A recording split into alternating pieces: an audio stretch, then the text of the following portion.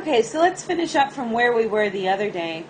So let's take a look at some more sauropods. So the last two sauropods I want to look at are really large.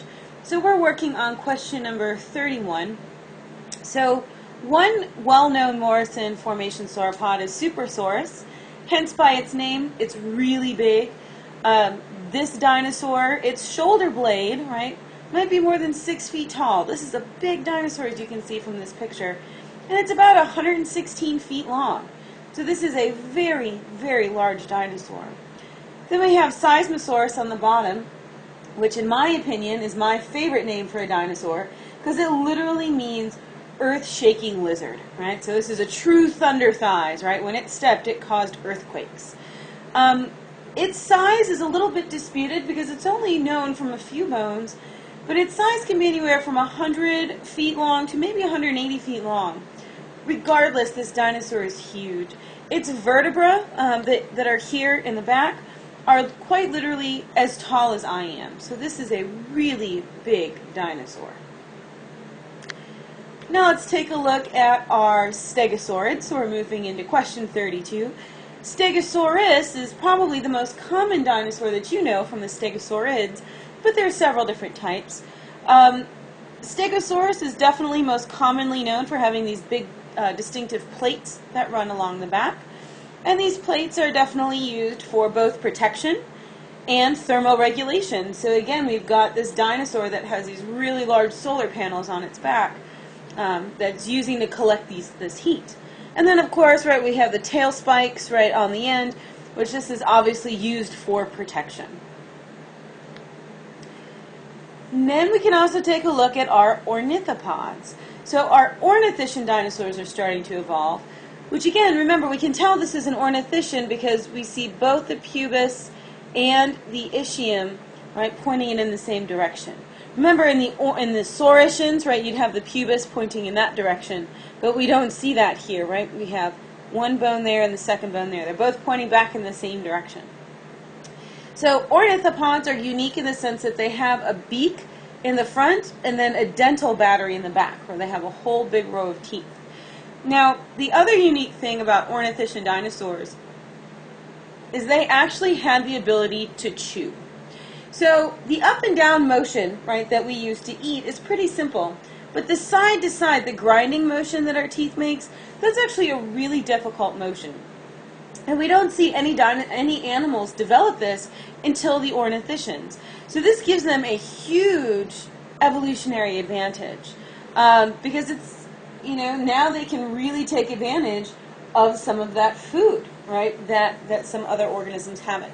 So the first ornithischian that we can take a look at is Camptosaurus.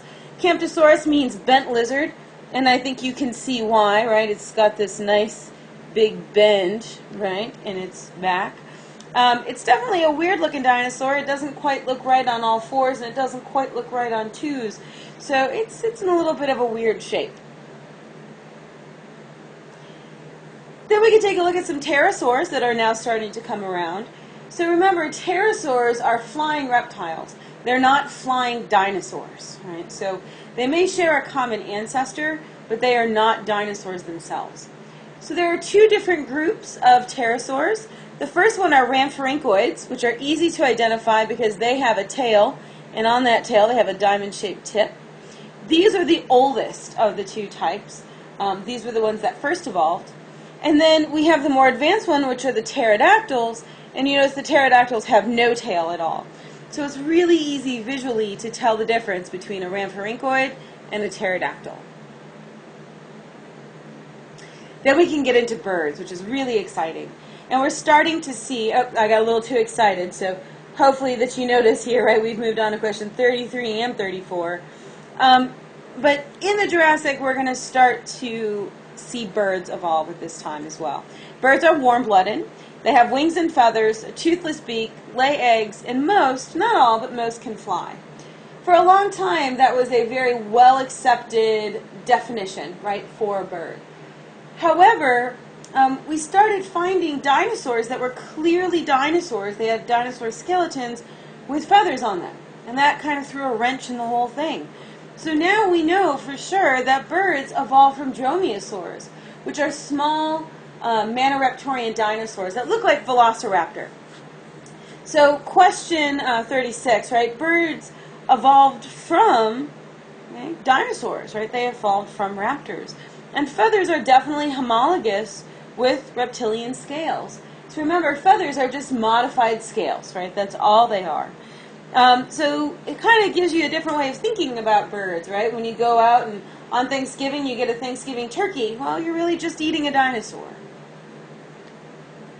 So we can take a look at some of them. Question number 35. We start to see some of these early flyers have lots of hair. And if you look at the skeleton here on the left, you can see some hair-like structures right there. So we start to see a lot of these little dinosaurs getting covered with hair. And it's definitely indicating to us that they're probably warm-blooded. This is Sortes pilotus. Its name means hairy devil because it was definitely covered all over with hair.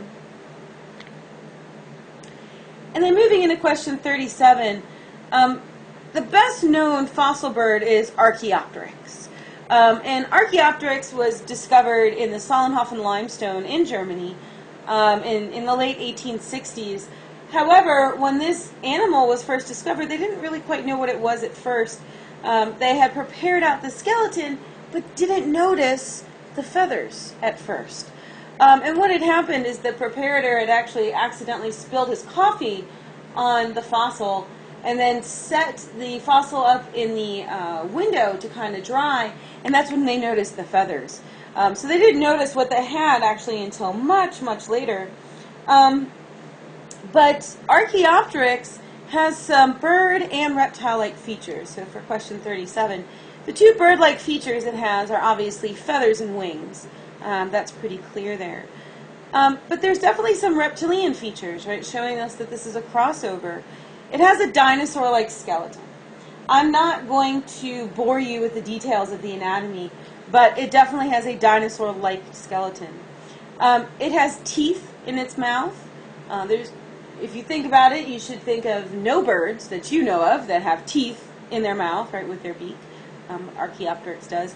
You can see it has a long tail, right? It has a whole big long tail there. No modern birds have that. And it also has claws on the forelimbs. Now, claws on the talons, that's pretty common, right? But claws on the forelimbs is definitely not common. And it also has no breastbone, which means that it has no attachments for the flight muscles. So this animal was definitely not a flyer at all. And then lastly, I don't even ask you about this, we can start to talk about our flowering plants.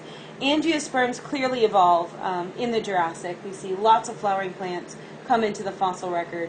And when I say lots, I guess I need to be a little bit more careful there, because flowers don't really preserve very well in the rock record itself. But we do start seeing, right, lots of flowering plants come around.